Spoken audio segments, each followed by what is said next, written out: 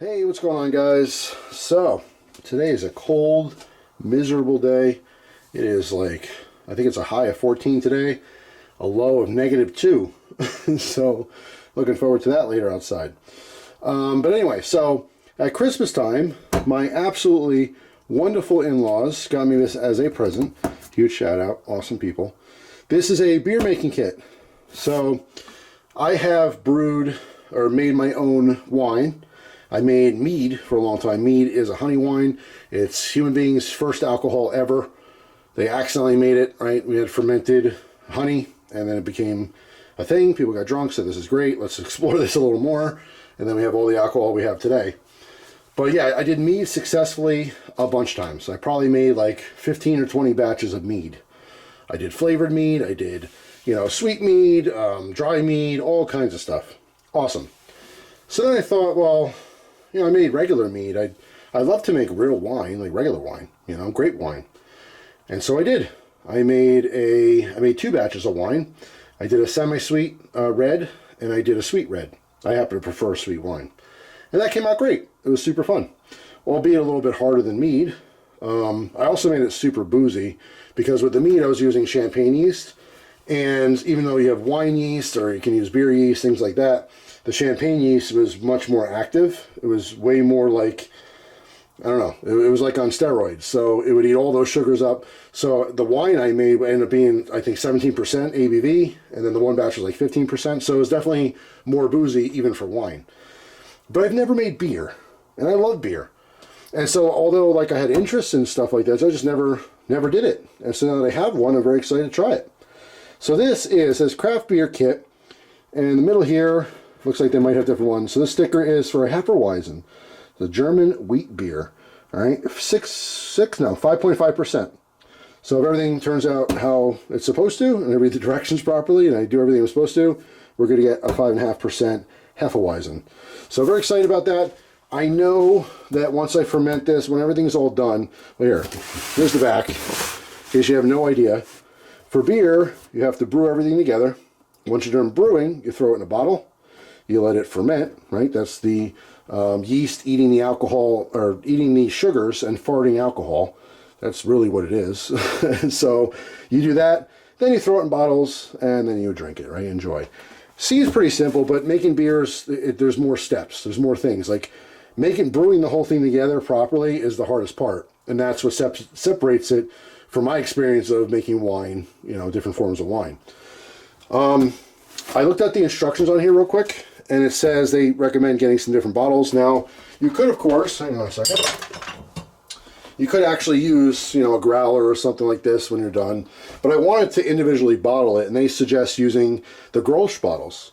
So, I went to my local beer store, and they didn't have any Grolsch. Well, they had, I shouldn't say this. So, Grolsch beer, if you don't know, it's a Dutch beer. It's actually really good. But for forever, for the longest time, right, since the beginning, they brewed their beer in these reusable flip tops. So they're thick beer bottles, and they're not 12 ounce, I think they're 15 ounce. So they're a little bit more in each. There are 4 packs, and the tops are reusable. So you have a rubber seal here, right, and then you can push this bar down, and that is sealed. And you can use it over and over and over again. Eventually you might want to, replace the rubber seal if it gets damaged or something. But it's just super cool. And most people, they're just drinking this beer and they throw out the bottles when they're done. It's a shame because it's a nice reusable bottle. Now, when I first tried this, I have a Polish boss. Won't go into detail, but Polish, like from Poland, came here, heavy Poland accent. That's his favorite beer. Although I knew about Grolsch, I haven't had it in many, many years. After work one day, took me to the bar. I ended up treating him to some beer, and he said, you got to try this. And he got that Grolsch. So it reminded me how good that was. But then also it was in my mind to reuse those bottles. So I went to the store to buy them, and they don't make them anymore.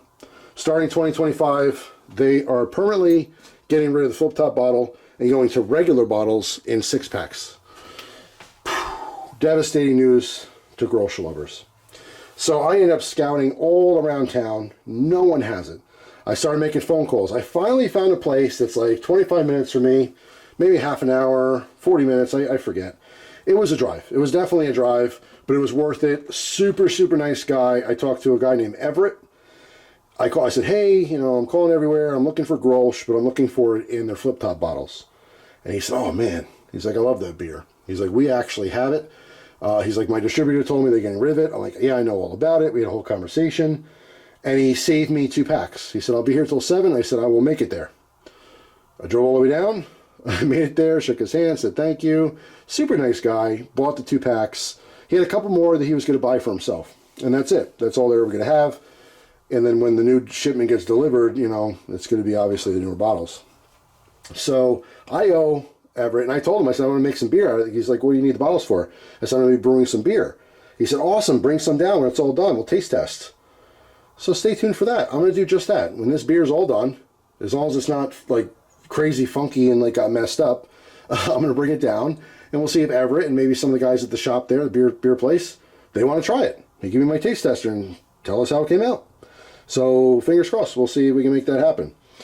But yeah, so anyway, so here's the beer kit. I know I told you all about the bottles. It doesn't really make that much of a difference, but just a heads up, if you like your Grolsch flip tops, go to the beer store ASAP. I already put this on Instagram, so you should have already seen it, but go pick up whatever you can. Just hoard it. Whatever they have at the store, buy it all, because you'll never see it in those bottles ever again. You could buy those type of bottles online, but it's more expensive. So why not get it cheaper filled with beer than empty online, right? So, let's get down to the nitty-gritty. What does this kit come with? Well, it has everything you need to make beer. But what does that actually include? Well, we're going to show you. So first, instructions. You need some instructions to make beer. We got a funnel. We have a carboy. This one's cool, 1 gallon, but it has nice little hops in the gear in the front. That's kind of neat, something different. All right. There's a couple things in this bag. All right, it's a one-way valve, looks like a clamp, some kind of rubber cap maybe. This is the rubber stopper for the top of the carboy. All right, we have a glass tube with an angle on the end. This is probably going to be for siphoning out. We have another, let's see, what is this? Well, I'll have to open that up and see what that is. We have a hose, rubber hose. We have a need help card. That's nice, in case you really need more instructions. Alright, and we have a baggie full of goodies. So what's in the sack? Looks like our hops. So in this particular case, we have Tettnang hops. I've actually never heard of Tettnang specifically. Now, if you're really into IPAs and stuff, you might know different types of hops, right? The different strains, all that kind of, it really does make a difference. There's certain combinations of things make different styles of IPAs. Some are super bitter. Well, I mean, they're all kind of bitter, but some have like, I don't know, like more of a danky type flavor. Some are oniony, garlicky. Some are like really citrusy, like you get the pineapple and the grapefruit and all that kind of crap. You got to be really into beer and specifically really into IPAs to know the difference. But yeah, we got some hops. We have, looks like here's our grain. No label on it. And we have a big old bag of Bavarian wheat. So those are malt extracts. Interesting, okay. And should be the last but not least, oh, a couple things here. We have a brewing bag. So this is essentially like a cheesecloth type bag. We're going to put stuff in so we could brew it, but then take out the solids once it's all juiced up, kind of like making tea. We're making beer tea, essentially, right? You put all the stuff in there, like a tea bag, steep the water. Now the water's flavored. You take out the bag. And then we have, looks like a sanitizer pack. This is super important. You have to sanitize all your stuff when you're fermenting anything or making any kind of alcohol, because if you get bacteria in there, it can go sour. It can, you know, get funky and just not do what it's supposed to do. And then on the back, looks like we have our yeast. Premium Weizen Ale yeast. All right. So very, very cool. Everything we're going to need here, except for, you know, a big old pot to boil this stuff in. Obviously water, because beer does come from water, believe it or not. And that's it. So I will cut camera here, set everything up, read through the instructions. We're going to sanitize stuff. Actually, I'll just show you real quick while I still have it out, because I'll probably flip to right to the next step where things are kind of boiling and steeping and doing their thing when I'm actually brewing. All right, there's a little history, whatever, introduction. So yes, what we need: malted barley, hops, yeast, water. All right, including equipment, there's a little list there, but I think I covered everything already. Additional items needed. All right, large pot with lid, 10-pound bag of ice. Okay, I didn't realize we need ice. I might have to postpone this till tomorrow. We'll see. I mean, this will be the first part of the video regardless whenever I do it, but anyway, 10 12-ounce or 8 16-ounce flip-top bottles. So these are, I think it's 15 and a half. Those are fine. I have literally 8 of them. I got 2 4-packs specifically for this project. And a fresh mesh strainer is optional. So that's what's in the bag. I think we went over those ingredients as well.